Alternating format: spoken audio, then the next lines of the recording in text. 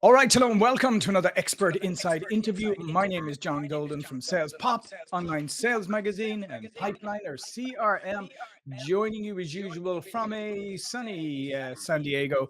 And today I'm delighted to be joined by Serhiy Leshchenko, who is unfortunately, in the beautiful country of Ukraine, which is unfortunately, as we know, at war. So welcome, Serhiy.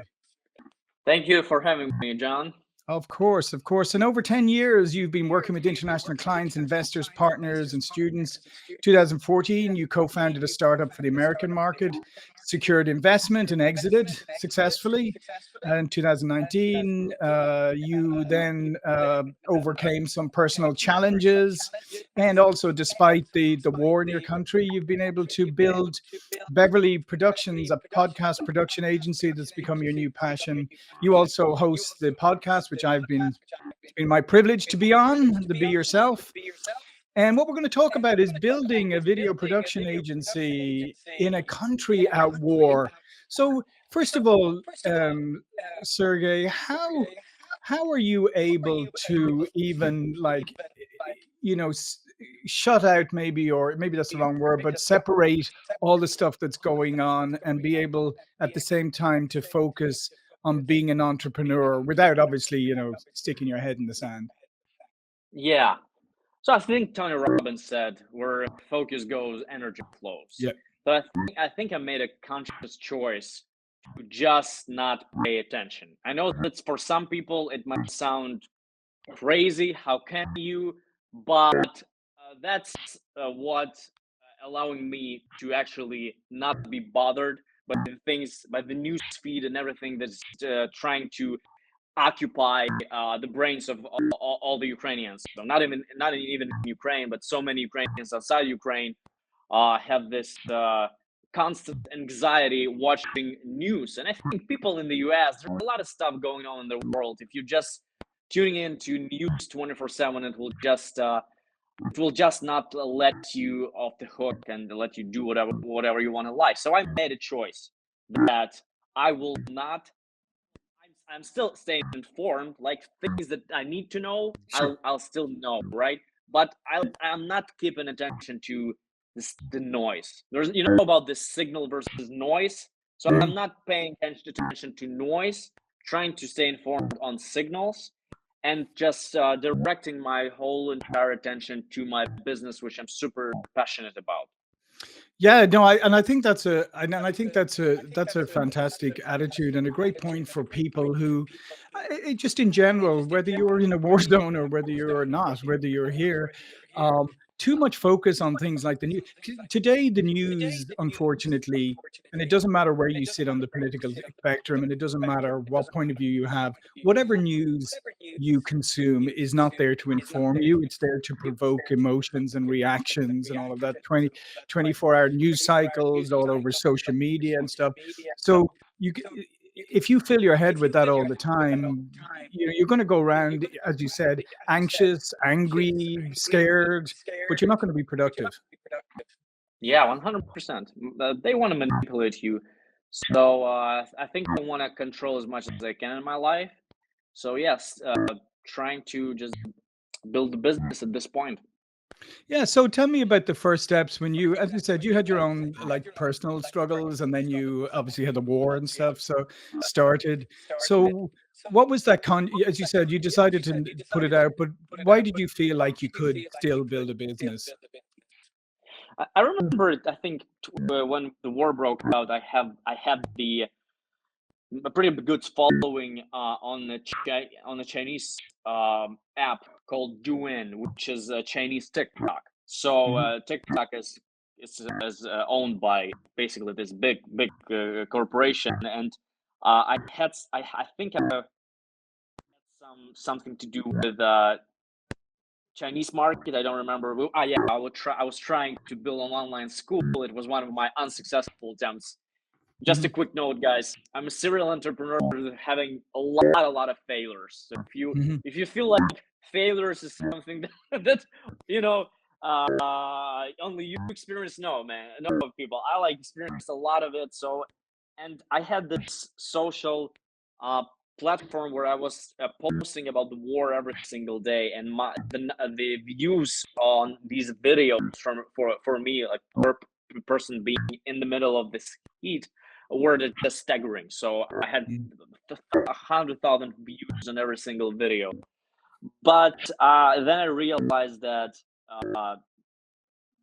I couldn't monetize, my following on that platform. And to be completely frank, I didn't really like Chinese culture. I was always into American culture. Sure. And then such a beautiful format as podcast crossed my eyes, and I started a podcast myself called Be Yourself. And you were on a pod as a guest, and I started with one sole purpose: to just expand my network and practice my communication skills. I just, it came from the place of passion. I have a passion for English language. I've always loved NBA basketball, how American commentators, broadcasters cover the sports. I really like how everything sounds. I just don't know what it is. So I started a podcast.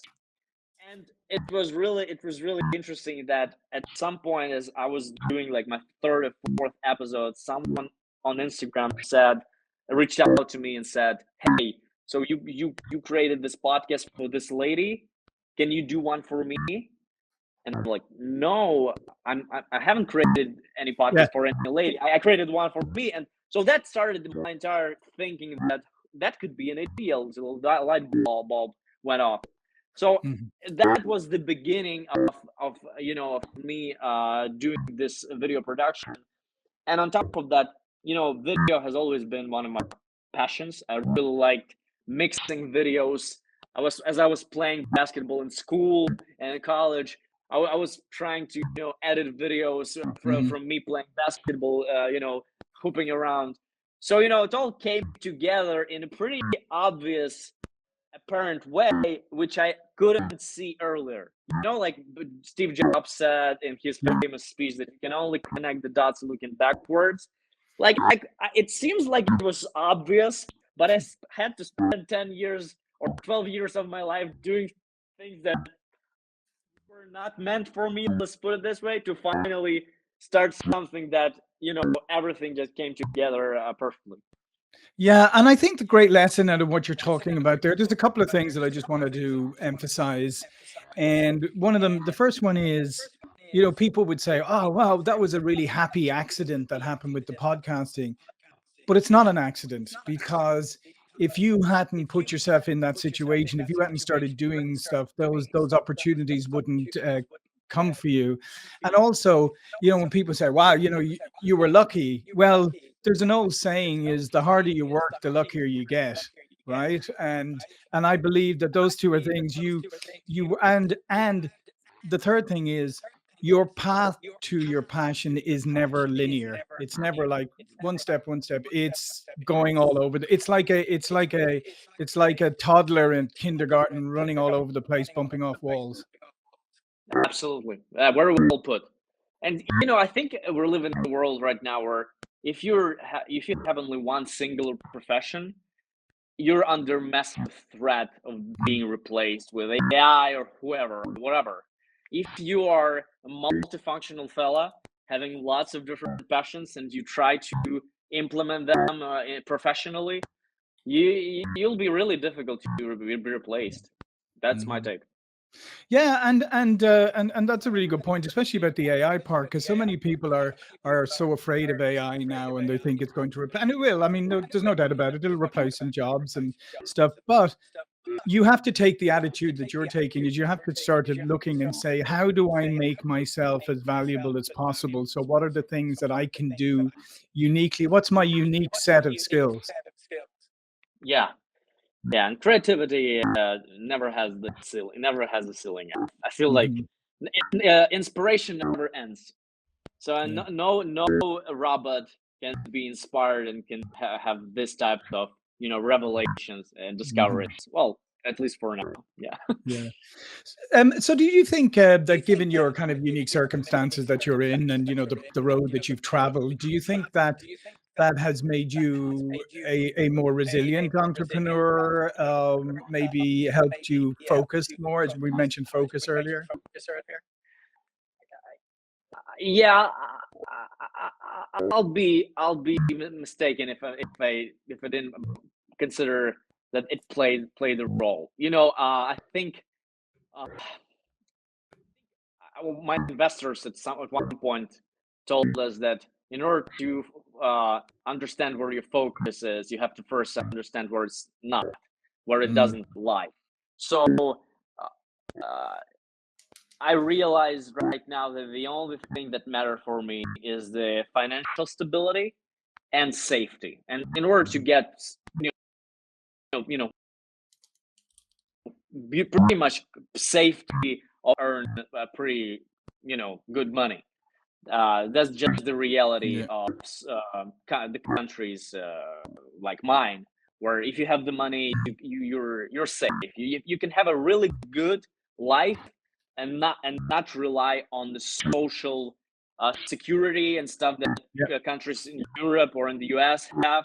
Like you can buy yourself everything, great healthcare, security, great life, but you have to buy it for yourself. Mm, So therefore, maybe answering your question as a whole, like from a more a helicopter view, a lot of people coming from Ukraine who make it are actually incredible grinders. Because in order to make it, you have to really be like 1% of these resilient people who are like overcoming whatever challenges on their path.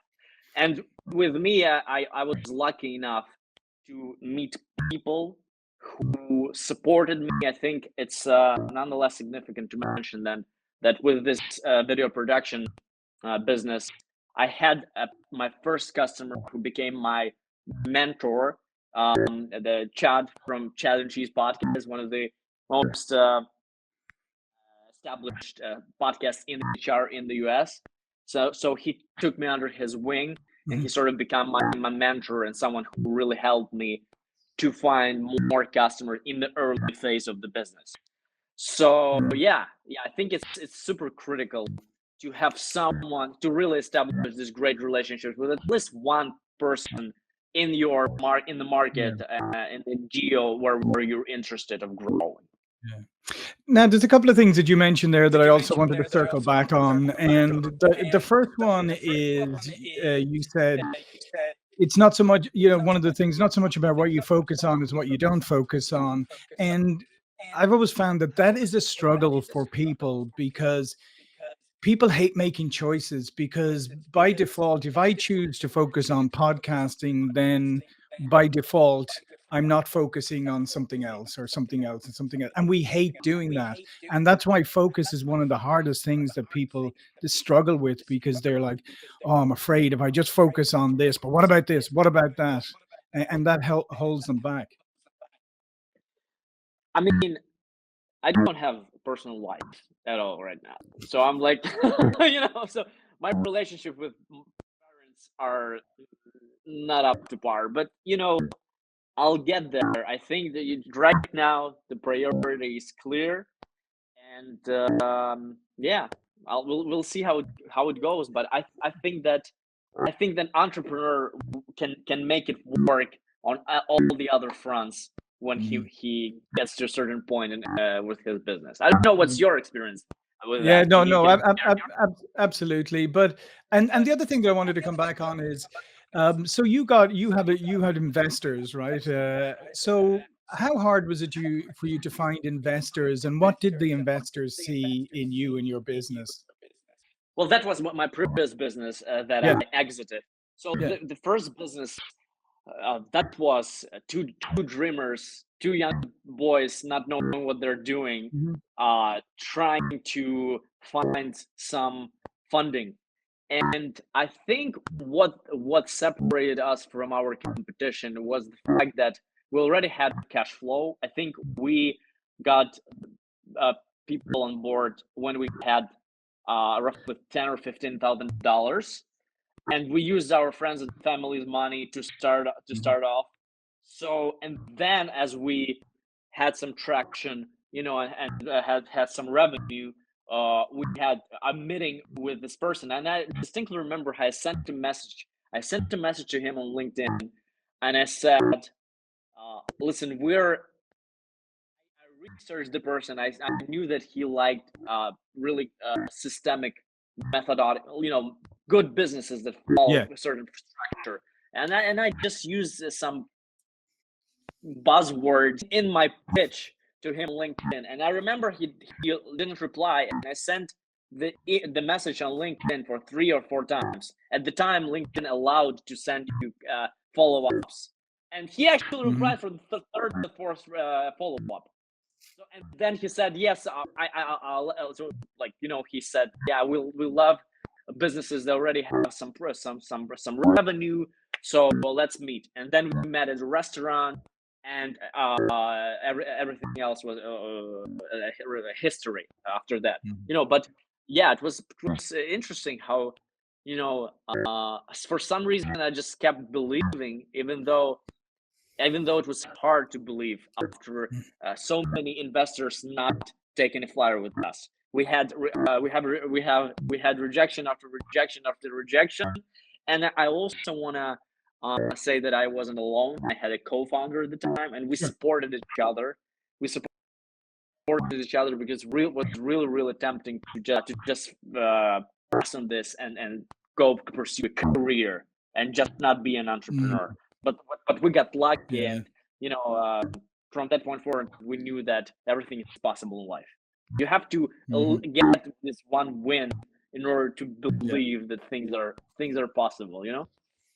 But in reality, you didn't get lucky. You were persistent, you kept believing and stuff, and then it happened. And which I think is because sometimes people just dismiss things as like, oh, Sergey was lucky. I'm not lucky. No, Sergey worked really hard at this. Let me ask you another question. Why is your podcast called Be Yourself? Yeah, because I feel like I've been trying to my authenticity for quite some time, and finally now, and it took a while. Finally, right now, I Mhm. know what maybe I'm still far away from understanding myself totally, but I think I'm much closer to knowing, like, where's my real fulfillment, where's my real Mhm. happiness. So I understand myself much better. I know that I don't want to earn all the money in the world. I don't want to work with investors anymore. That's Mhm. because I tried. I have this. I don't want to share my Yep. profits. I don't know. I don't want to have a board of directors. I don't want to go to the office. I like having a small team of creative people who are just freaking having fun, Mm. and with a leader who's empathetic like myself. That's like, I have a goosebumps right now because I know that my body giving a response that's true. So I Yeah. know myself, and I start thinking, wow, it took for so many years for me to understand it. I'm curious if other people, have interesting stories and how they kind of found their true, inspiration, or their true selves in life and true path, career, professionally and personally. And yeah, and that started this. So it's not as much about self-expression as it is about and I'm really really excited to hear this story about maybe transformation and saying no to something, for saying no for a good option, for a great option. These stories just Yeah. really speaking to me because I lived it. I lived it myself. Yeah. And I think it's so important, Sergey, because we live in a world that's becoming so fake that you don't know what's real.